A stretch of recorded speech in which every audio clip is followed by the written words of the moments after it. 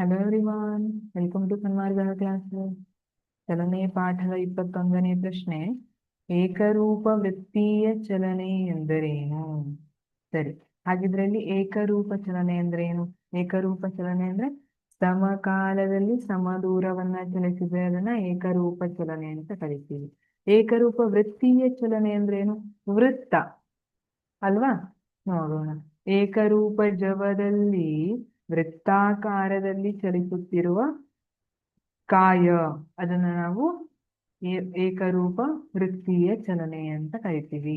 ಏಕರೂಪ ಜವ. ಏಕರೂಪ ಜವ ಅಂದ್ರೆ ಏನು?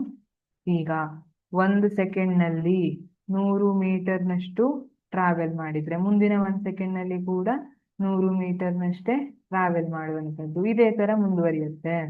ಏಕರೂಪ ಜವ. ಜವ ಅಂದ್ರೆ ಏನು?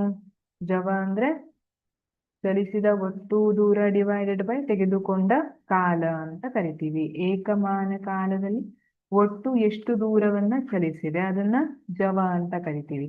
ಅದೇ ನಾವು ಏಕರೂಪ ಜವ ಅಂತ ಹೇಳೋದಿದ್ರೆ ಏಕರೂಪ ಕಾಲದಲ್ಲಿ ಚಲಿಸಿದಂತಹ ದೂರ ಏಕರೂಪವಾಗಿದ್ರೆ ಅದನ್ನ ಏಕರೂಪ ಜವ, ಅಥವಾ ಸಮವಾಗಿದ್ರೆ ಅದನ್ನ ಏಕರೂಪ ಜವ ಅಂತ ಕರಿತೀವಿ.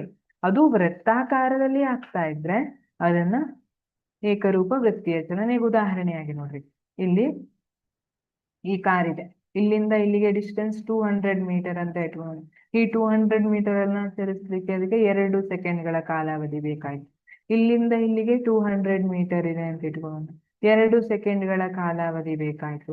ಇದೇ ತರ ಪ್ರತಿ ಬಿಂದುವಿಗೂ ಆಗ್ತಾ ಇದ್ರೆ ಅದು ವೃತ್ತಾಕಾರದಲ್ಲಿ ಸುತ್ತುವರಿತಾ ಇದೆ ಅಲ್ವಾ? ಒಂದು ವೃತ್ತಾಕಾರದಲ್ಲಿ ಹೋಗ್ತಾ ಇದೆ. ಆಮೇಲೆ ಜವ ಏನಿದೆ ಅದು ಸಮಕಾಲದಲ್ಲಿ ಸಮ ದೂರವನ್ನ ಚಲಿಸ್ತಾ ಇದೆ. ಹಾಗಾಗಿ ಏಕರೂಪ ಜವ ಅಂತ ಹೇಳ್ಬಹುದಾ? ಹೌದು, ಇದನ್ನ ಏಕರೂಪ ವೃತ್ತೀಯ ಚಲನೆ ಅಂತ ಹೇಳ್ತೀವಿ. Thank you.